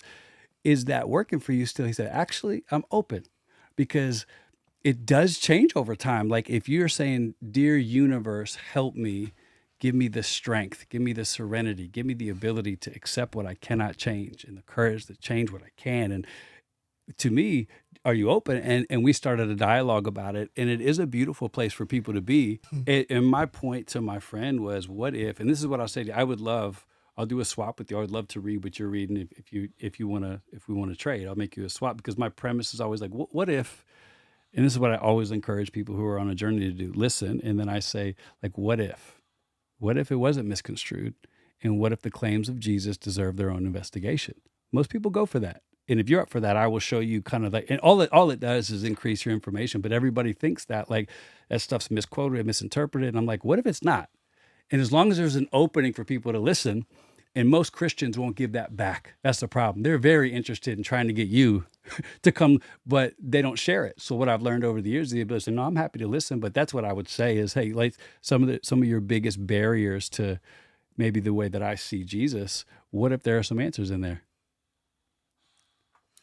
I just think that the people have been. I mean, when I describe what it's like to be clean and sober, as a man in recovery, um, a lot of people don't like the way that I really view it as like the 12 steps, like, like Yeah. black and white, like, Yeah. and I'll be the first to acknowledge that there are people who have demonstrated an ability to Do it a different way. to do it a different way, Fair. so I say the same thing. but for me, I don't want to investigate what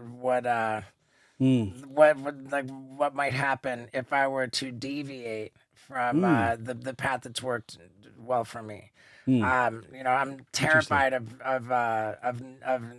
trying it in any other way. Like, and I take the view that millions and millions of people have come before us, to forge this path to show us what works. It's very clearly outlined in this book.